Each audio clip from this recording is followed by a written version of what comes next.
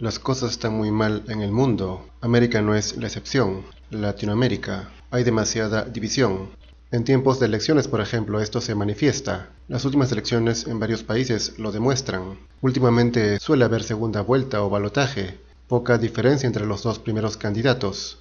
No debería ser así. Si hubiera unión al menos de una gran mayoría, las preferencias de esta tendría que ser mayor al 50, 60 o 70% en primera vuelta, pero hace tiempo que no sucede así, lo cual no hace más que revelar fragmentación, división entre las personas de un mismo pueblo o incluso enfrentamiento. Uno podría decir, pero es normal que las personas piensen diferente. Sí, pero no muy diferente. Si las personas pensaran muy diferente, habría varias sociedades en una sola. Es decir, habrían diversos grupos con diferentes costumbres y estilos de vida en una misma sociedad. Pero no es así. En una ciudad, en la urbanidad, casi todos son culturalmente iguales. Todos tendrían que estar unidos y respaldar a un solo líder, pero se dividen. Las causas son varias, pero hay una que es fundamental, la prensa. El papel de los medios de comunicación es determinante. No siempre logra todos sus objetivos, pero sí la mayoría de ellos. Y lo más importante, que es dividir a la población, mediante la mentira y la desinformación. Ellos apuestan por un candidato y si éste gana, bien por ellos. Pero si no, igual ya han sembrado la duda, la desconfianza entre las personas en relación a un buen candidato, ejemplar, sano, virtuoso. Si es así, ellos prácticamente nunca van a preferirlo. Ellos siempre ganan, aunque digan que no ponen presidente. Pues a veces sí lo hacen y si no, lo que pudo haber sido un 70-30%, lo vuelven 55-45% o 50-50%, o sea, dividen mediante engaños. No me vengan con que lo hacen con razón, o sea, que el candidato tiene un pasado oscuro, o es corrupto, o terrorista. No, en realidad casi todos tienen errores, unos más graves que otros, pero ellos solo resaltan lo malo del que no les conviene o no quieren que gane. A ellos no les interesa en absoluto quién es mejor o quién es menos corrupto. Así sea el más criminal de todos, la prensa lo apoyará, con tal de que les convenga. O sea, ellos como todos actúan por puros intereses propios. Las elecciones en Perú, por ejemplo,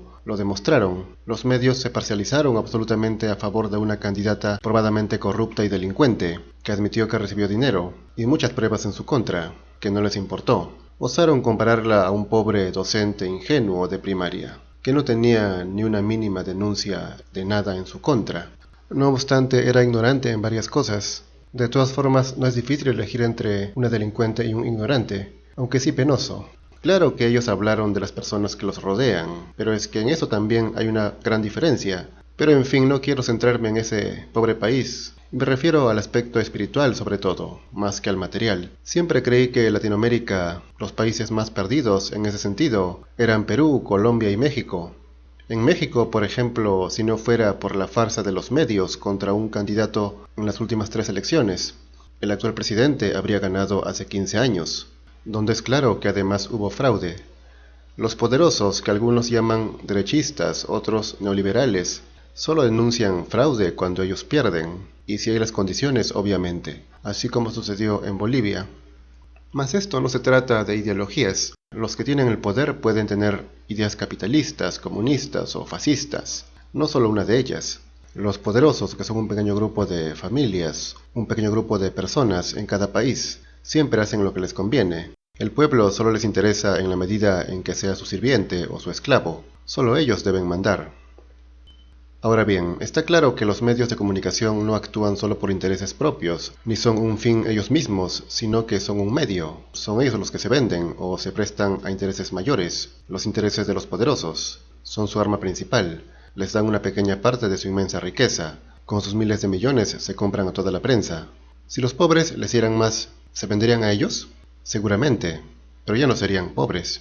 De manera que los medios no hacen más que prostituirse. No me refiero a todos, claro, sino a la mayoría, que puede ir del 70 hasta el 90% o más, que curiosamente suelen tener el mismo dueño, lo cual sería una explicación, el monopolio u oligopolio. Sin embargo, la regla es venderse al mejor postor. Bien, en este contexto, ¿cuál tendría que ser la tarea del intelectual? Intelectual es aquel que se dedica al estudio o a la investigación, y piensa y usa su razonamiento para llegar a una conclusión. Lo cual si hace cabalmente tendrá la razón. Tiene que ser imparcial y objetivo, pero sobre todo tiene que tener un buen espíritu, ser fiel a la verdad.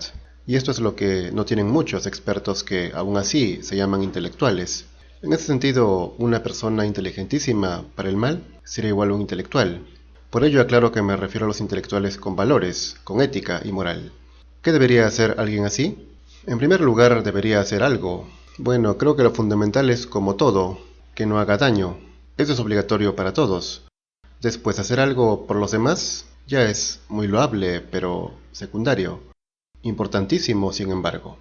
Hay muchos genios e intelectuales desde la antigüedad que nunca se han metido en asuntos públicos, ni han ayudado a pensar a nadie, y ello no quita su valor. Claro que muy pocos son conocidos, precisamente porque, como no han hecho nada significativo por nadie, no han sido recordados. Hay que tener mucho cuidado en creerse lo que no se es. Hay que tener primero una edad madura para pensar siquiera que se es uno de los mejores. Casi todo lo que estoy diciendo se basa en máximas de los más sabios de todos los tiempos. No es que sea mi idea. Esto último, por ejemplo, bien lo resaltó Schopenhauer, ya que él hablaba mucho del genio y aclaraba que no se dirigía a los jóvenes, a muchos jóvenes que querían identificarse con lo que él decía. Primero hay que envejecer, vivir, ver la vida como un todo, no solo en extensión, sino también en tiempo, para creerse siquiera similar a un ser superior o un genio. Pues no hay genios que lo hayan sido solamente en la juventud, tiene que conservarse sobre todo en la madurez y en la senectud. Pero volviendo al tema, el intelectual tendría dos caminos, hacer algo o nada. Ninguno sería malo, pues, como afirmo, lo más importante es que uno no haga daño a nadie ni a nada, o sea, trátese de un ser humano, un animal o una planta. Si no es indispensable que yo tenga que afectar o destruirlo, no debo hacerlo, mucho menos por distracción o por placer. Hiero o mato a una persona o un animal, solamente si éste me ataca, o sea, cuando no tengo otra opción. He ahí la obligación. Entonces, si no hago daño y tampoco hago algo por nadie, digamos que se puede comprender. Aunque es evidente que para muchos sería una indiferencia condenable, lo cual podría ser cierto en parte, pero ese es otro tema.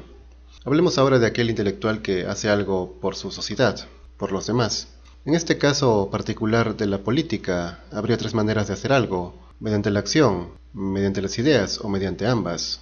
Si consideramos los medios de información, se podría decir que la forma más común es la de las ideas, que es justamente el campo de la prensa, que trabaja la información. Un intelectual que tiene el propósito de aportar tendría que hacerlo con pensamiento, ya sea ideas o información. El público atiende más a esto último, claro, pues el mero pensar o intelección no lo capta o le aburre, más todavía cuando se trata de política.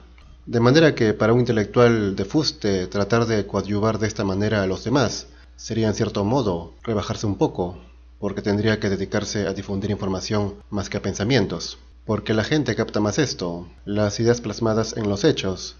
Si tú le hablas solo con pensamientos a una persona en general, ésta se aburre. De todos modos, el intelectual, si es que desea, puede aportar con pensamientos y esperar a que otros los unan con los hechos, y se vuelva información. Aquí puede entrar en acción el periodista o el investigador, porque solo así el aporte de uno se difundirá, o sea, llegará a muchas personas. Porque si uno solo difunde ideas puras o pensamientos, nunca llegará a demasiadas personas. Y puesto que en este caso la política se basa en la ilusión de la democracia, ellos lo llaman democracia. En el peor de los casos aspiran a esto, dicen.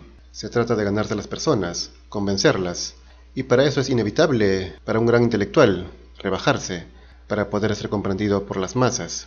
Esto no es algo malo, aunque sí tedioso. De modo que en un sistema democrático, mientras a más convenzas, eres más útil, tu labor intelectual es más fructífera. Por ello un intelectual puro llegaría a casi nadie o muy pocos, y por ende sería casi inútil en la política basada en la democracia. Claro que todo depende de los intermediarios. La prensa, si esta prensa adecua el pensamiento de un genio o un pensador ilustre y virtuoso, si transmite sus ideas en un lenguaje en el que el gran público pueda comprenderlo, entonces el aporte de ese intelectual, en dimensión, sería tremendo. Pero así como están las cosas, la prensa mundial solamente resalta lo menos importante: cantantes, deportistas, seres superficiales. En cambio, muy poco o nada habla de ética, moral, justicia, responsabilidad, conciencia. Quienes destacan en estos aspectos son prácticamente desconocidos, y no ganan tanto dinero como los anteriores. Claro que quienes valoran el espíritu, la riqueza interior, no dan valor a las cosas materiales tampoco. Y así la conclusión sería que si un intelectual quiere ser útil al menos a un público que no sea reducido, tiene que traducir sus ideas a un lenguaje más comprensible y difundirlas. Si se trata de política basada en democracia, tendría que tener cientos de miles de seguidores para ser útil. Si tuviera millones, sería muy útil. El problema es que quien tiene muchos seguidores, lamentablemente suele venderse, como hacen los medios. Así que solo queda, si se quiere hacer algo, construir una pequeña tribuna y hacerla crecer, si es que se cuenta con tiempo y paciencia. Además, cada uno puede ser intermediario, o sea, difundir las ideas que desarrolló otro, y de esa manera poner un grano de arena en la difusión del bien.